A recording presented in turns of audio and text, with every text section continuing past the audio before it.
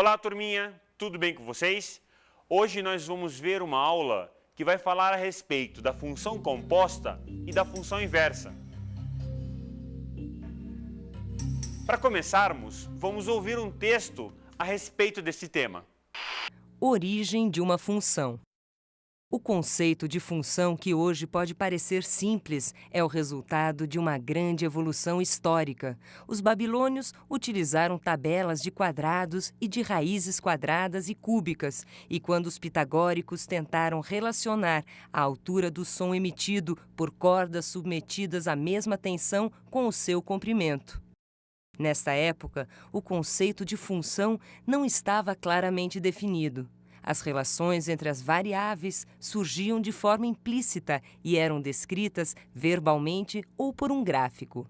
Descartes e Pierre Fermat, no século XVII, introduziram as coordenadas cartesianas, tornando possível transformar problemas geométricos em problemas algébricos e estudar analiticamente funções. Esse, sem dúvida, foi um grande impulso à matemática. A partir daqui, todo o estudo se desenvolveu em torno das propriedades de tais funções. Por outro lado, a introdução de coordenadas, além de facilitar o estudo de curvas já conhecidas, permitiu a criação de novas curvas. Fermat se deu conta das limitações do conceito clássico de reta tangente a uma curva, como sendo aquela que encontrava a curva num único ponto. Tornou-se, assim, importante reformular tal conceito e encontrar um processo de traçar uma tangente a um gráfico num dado ponto. Esta dificuldade ficou conhecida na história da matemática como o problema da tangente.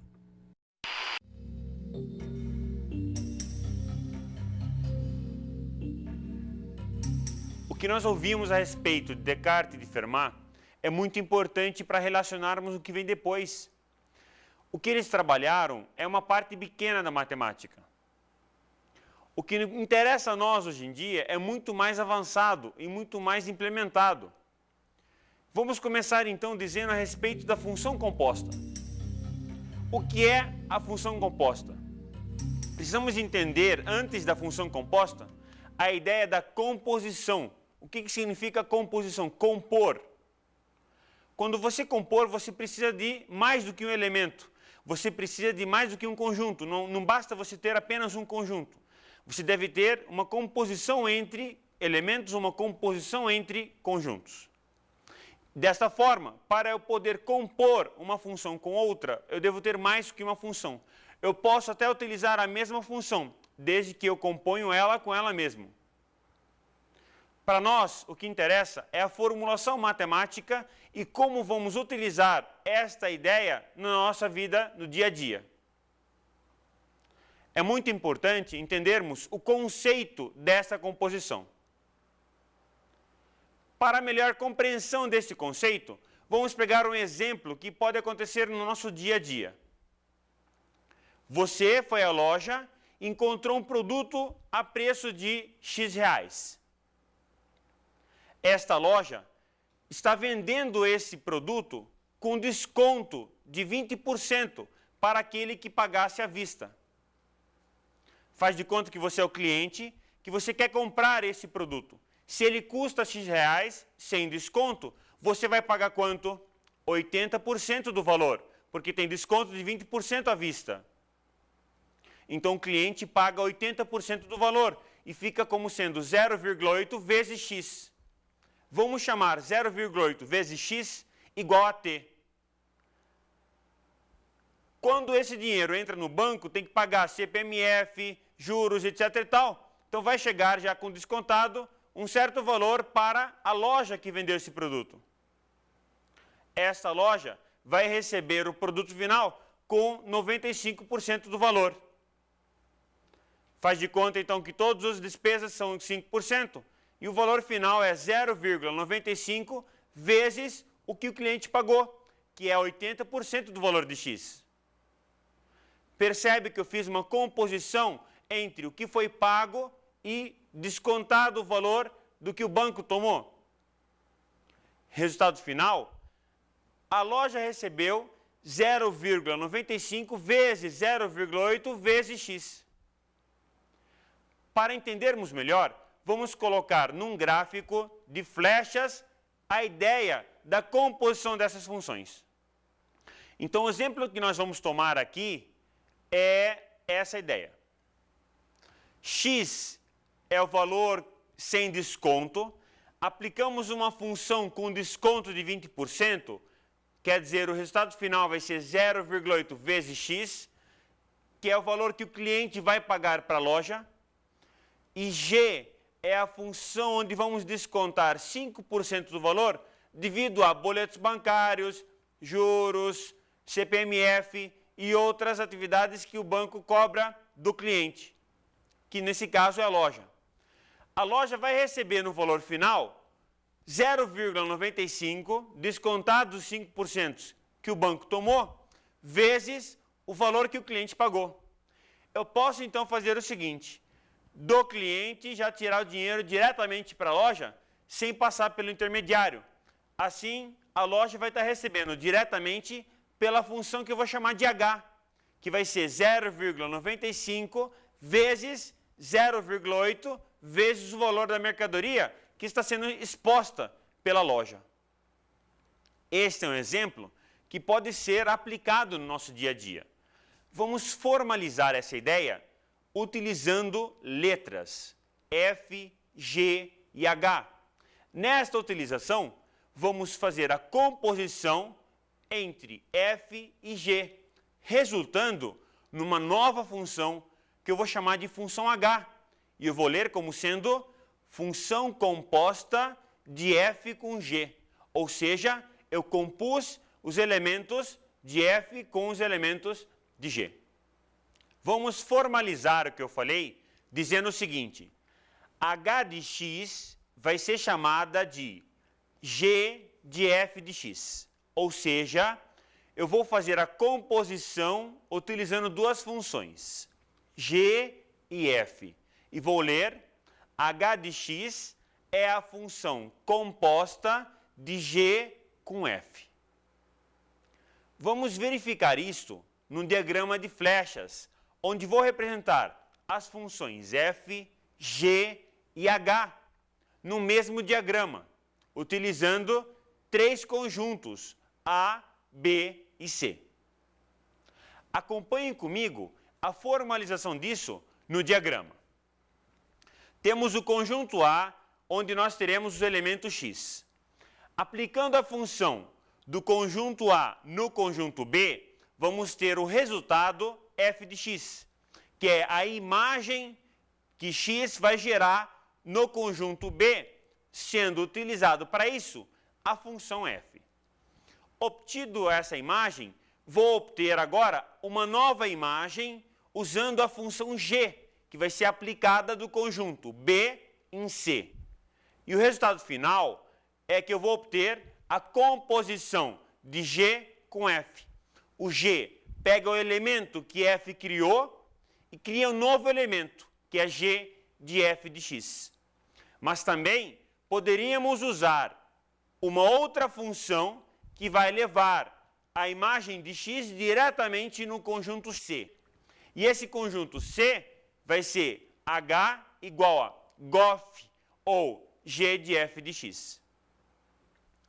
Se está complicado, não se preocupe. Quando você escrever isso no papel, fica bem mais fácil. Para nós entendermos melhor, vou pegar o seguinte exemplo. F de x igual a 3x e G de x igual a x² mais 1.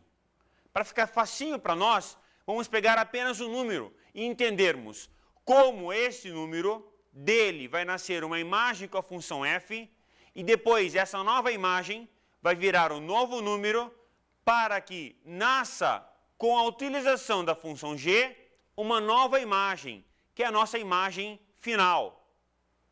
Acompanhem comigo, então, como vamos fazer isso. F de x igual a 3x e G de x igual a x² mais 1. Então, nós temos, nesse caso, o seguinte. Se x igual a 2, eu aplico a função f de x. Aplicando no lugar do x o valor 2, fica 2 vezes 3 igual a 6. 6 é a imagem gerada pela função f. Este mesmo número aplicado na função g igual a x² mais 1 vai gerar 6 ao quadrado, 36, mais 1, 37, que é a nova imagem. Poderia fazer o seguinte, aplicar esta função f em g, obtendo g de f de x, e colocaria o nome de h, ou qualquer outra letra, para que a imagem seja gerada de 2 até 37. Esta composição pode ser usada no dia a dia, como nós pegamos o exemplo a respeito deste assunto. Agora, turminha, vamos falar a respeito da relação inversa. Nós sabemos que relação é qualquer elemento de um produto cartesiano entre dois conjuntos. E relação inversa, o que é? Vamos compreender a relação inversa da seguinte forma. Temos dois conjuntos, relacionam o elemento de um conjunto com o outro. A inversa dessa relação é a volta deste elemento através desta inversão. Para ficar mais fácil, vamos ver um exemplo onde vamos usar diagrama de flechas com dois conjuntos, A e B. Acompanhem comigo a ideia da relação que nós temos como exemplo. A relação vai do conjunto A no conjunto B. Temos, então, 4 elementos do conjunto A. 1, 2, 3, 4. E 3 elementos do conjunto B, 8, 9 e 10. Vamos formar os pares ordenados.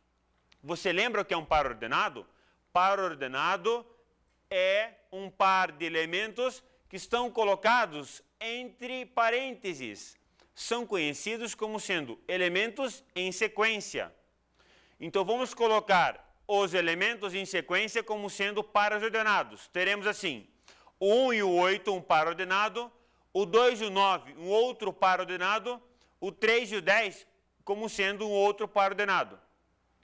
Vamos aproveitar também esse diagrama para lembrarmos a respeito de domínio, imagem e contradomínio de uma relação. Vem comigo no mesmo diagrama. O domínio do A, o domínio vai ser o próprio conjunto A? Não, não, não. O domínio vai ser 1, 2, 3. É domínio da relação R. Então, o domínio da relação R é 1, 2, 3. Os elementos que vão estar relacionados com os elementos de B. O conjunto de partida, de onde partiram as flechas, é o conjunto A. Porém, o domínio é a condição de existência da relação. Então, para nós, o domínio, nesse caso, são os números 1, 2 e 3. Quem vai ser a imagem? A imagem vão ser os elementos onde estão chegando as flechas.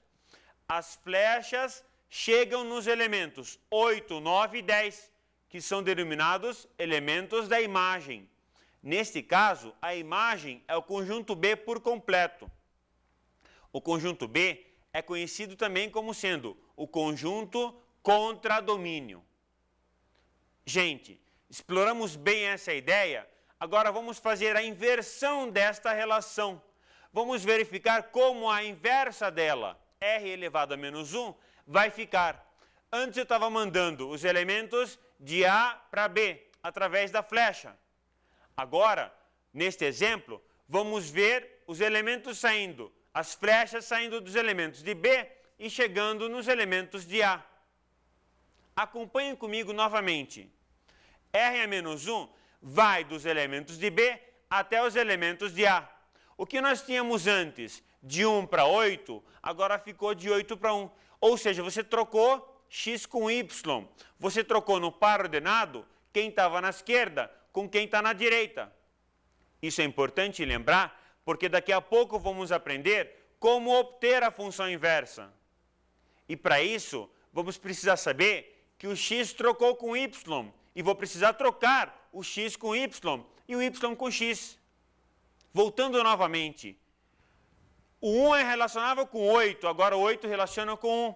Houve a troca dos elementos, são os mesmos, porém a ordem mudou. O 9 com 2, antes era 2 com 9. e o 3 com 10, agora 10 com 3. Desta forma, as relações R e R-1 são chamadas de relações inversas entre si. Mas é só isso, professor? Ah, moleza! Que moleza, skatista! Que isso! Vou lembrar uma professora, quando eu estava na 8ª série, que um aluno falou, moleza, professora, moleza. Sabe o que ela falou para ele? Senta no pudim se você quer moleza, seu skatista.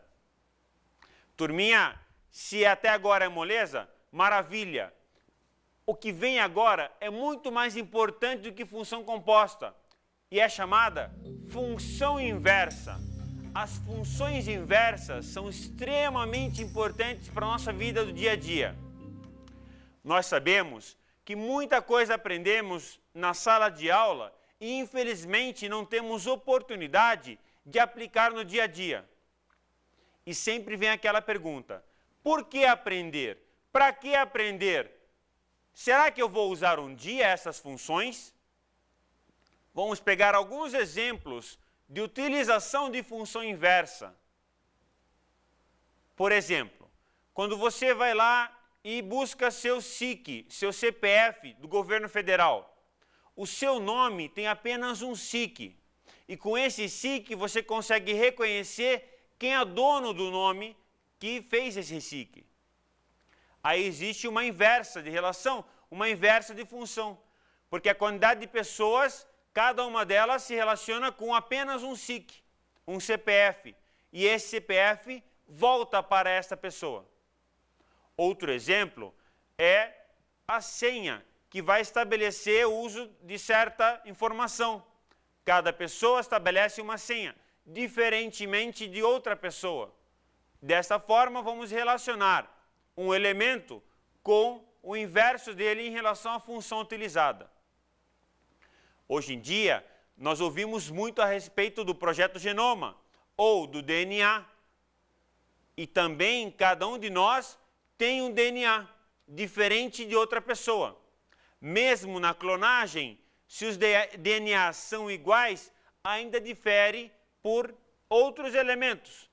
E cada um completo vai falar para a gente a respeito do elemento, da pessoa que originou este DNA. Estes são exemplos do nosso dia a dia.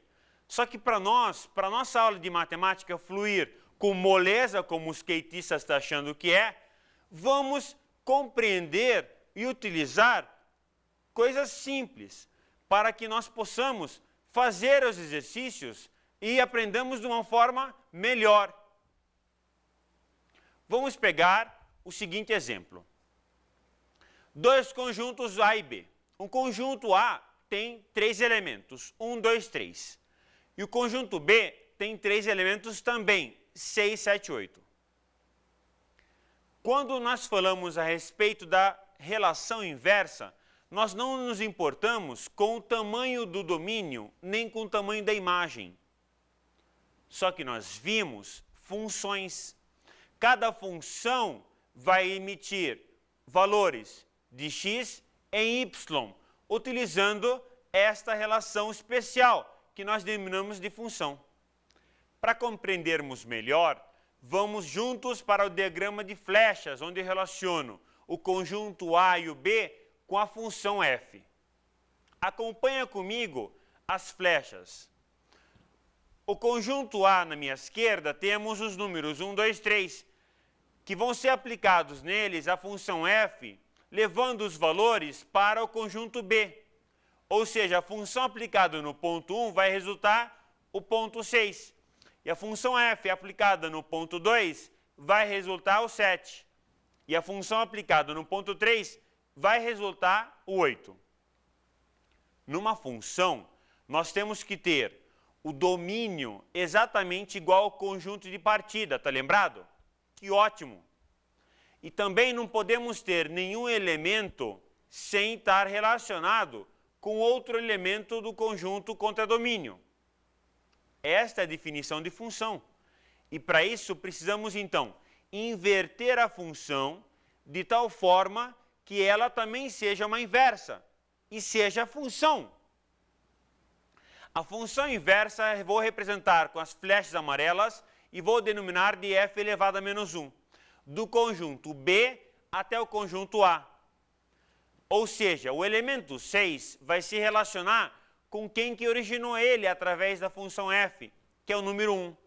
E o 7 vai relacionar com quem originou ele, que é o número 2. E o 8 também vai se relacionar com quem originou ele, que é o número 3. Verifiquem comigo nesse diagrama que todos os elementos estão mandando e recebendo flecha, e nenhum deles está mandando mais flechas do que recebe, ou seja, ninguém manda mais que uma flecha, e ninguém está sem receber nem mandar flecha. Desta forma, podemos ter a seguinte bela conclusão. Para uma função ser inversa, ela tem que ser bijetora. A função f somente será inversa se ela for bijetora. Se a função f não for bijetora, ela jamais terá uma função inversa f menos 1. O que importa para a gente não é somente relacionarmos no diagrama de flechas, mas sim compreendermos e utilizarmos isso nas equações do dia a dia. O nosso dia a dia hoje é o colégio, é o ensino médio. Então vamos utilizar isso na química e na física, também na biologia. Para isso, eu vou precisar ensinar vocês a utilização com equações. E vamos pegar exemplos disso. Vamos aprender técnica para a obtenção da função inversa de uma função já existente. A técnica é bem simples. Troque o y pelo x, troque o x pelo y e isole esse y. Obtenha esse y novo em função do x novo. A ideia recíproca dela é isole o x e no final, depois do x isolado, troque o x pelo y e o y pelo x. Essas duas técnicas, elas podem ser utilizadas somente de uma vez, ou seja, posso simplesmente fazer a troca de y pelo x ou no início ou no final. O importante é isolarmos o y em função do x. Inicialmente, ele já está isolado, porém, para obtê-lo no final, ou isolo o x e depois troco o x pelo y, ou troco o y pelo x no início e isolo o y novo. Ei, dá para resolver um exercício só para ver se clareia a ideia? Para compreendermos melhor isso, vamos tomar dois exemplos. O primeiro exemplo eu vou tomar como sendo a equação de uma reta bem simples. Vamos chamar esta reta de y igual a 3x menos 1 e pergunto, determine a função inversa de y igual a 3x menos 1. Como vou obter a inversa desta equação? Nós temos o y igual a 3x menos 1 é a função dada. Para obter a inversa, é simples. Vamos trocar o x pelo y e o y pelo x. E isolar o novo y. Acompanhe comigo, então, na lousa. Trocando o x por y, vou ter x igual a 3y menos 1. Agora, isola este novo y, ficando x mais 1 sobre 3. E eu vou insistir. Esse y é o que nós chamávamos de x antes. Então, vamos chamar isso de f elevado a menos 1 de x. Ou seja, é a função inversa da função f. Vamos pegar agora um outro exemplo, um pouco mais complicado. Vamos chamar y de x sobre 2x mais 4. Ai, professor, que difícil, o que eu faço agora? Calma, calma, calma. Vamos raciocinar juntos para podermos resolver de uma forma fácil. Professor, está começando a ficar complicado. Vai devagar comigo. Tudo bem, calma aí. Vamos juntos acompanhar a ideia. Então, se y igual a x sobre 2x mais 4, eu vou trocar de novo o x pelo y.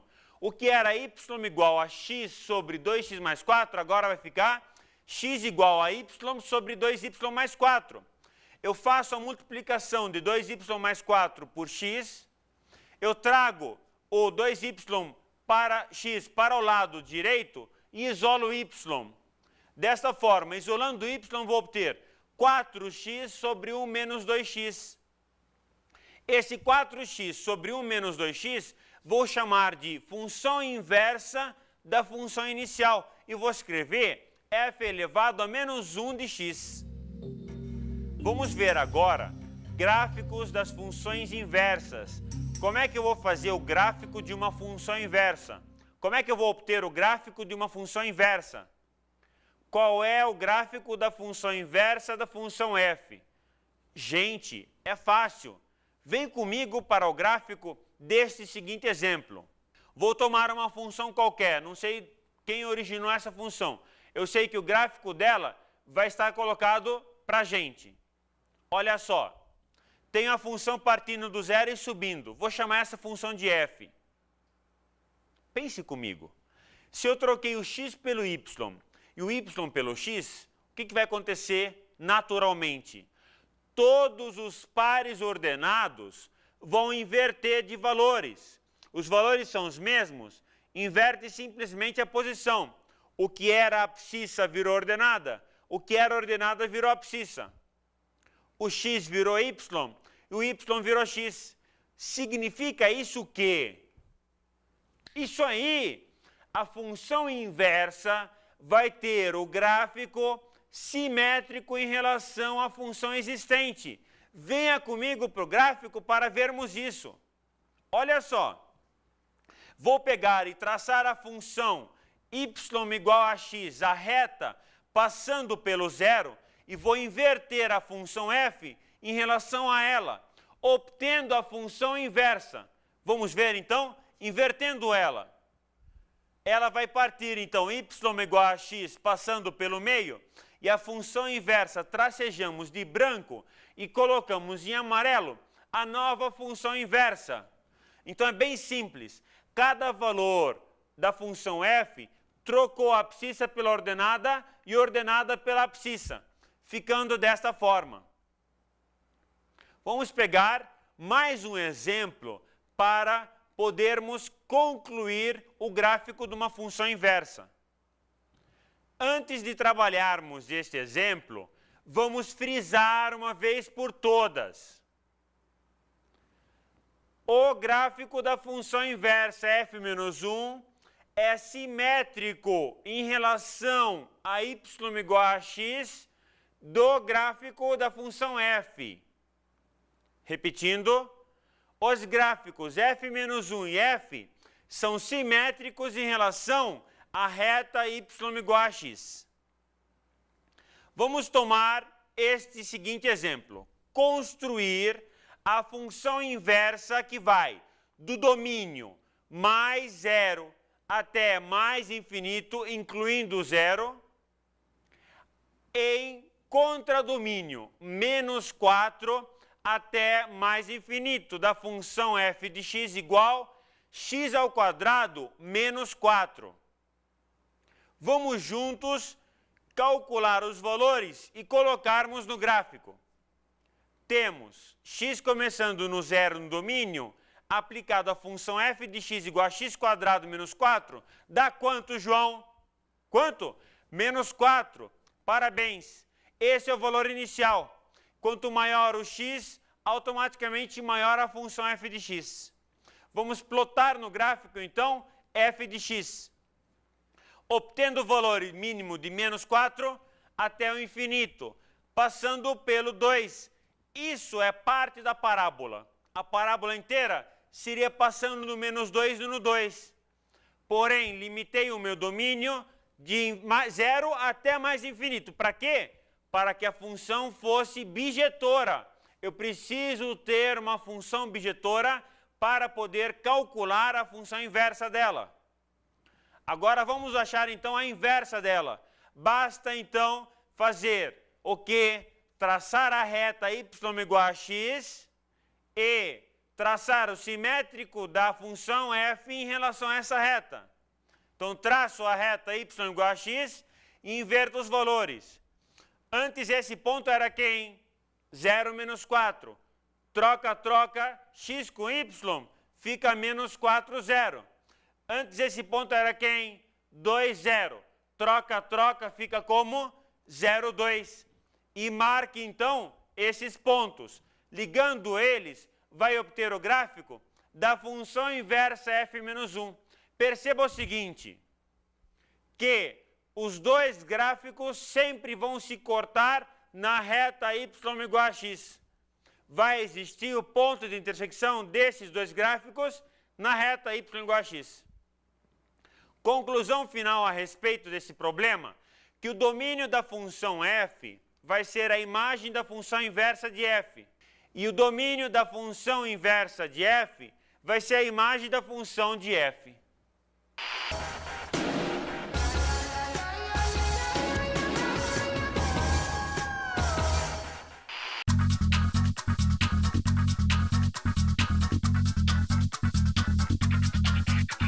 O importante como dica de estudo para você é representar no papel tudo aquilo que você está pensando. Não deixe somente no pensamento, caso contrário, vai ficar muito complicado. A matéria é fácil e simples. Represente no papel, coloque os valores que você vai resolver tranquilamente. Ótimos estudos, boas resoluções de exercícios e até a próxima.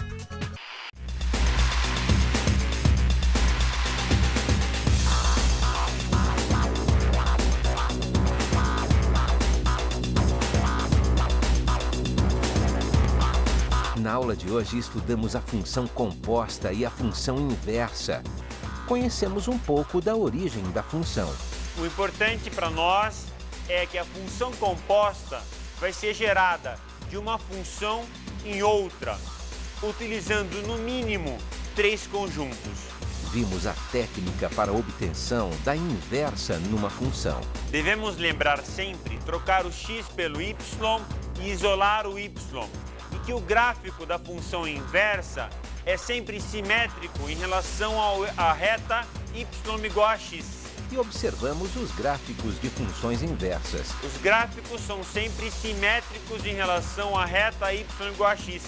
Comece então sempre desenhando a reta y igual a x. Bons estudos!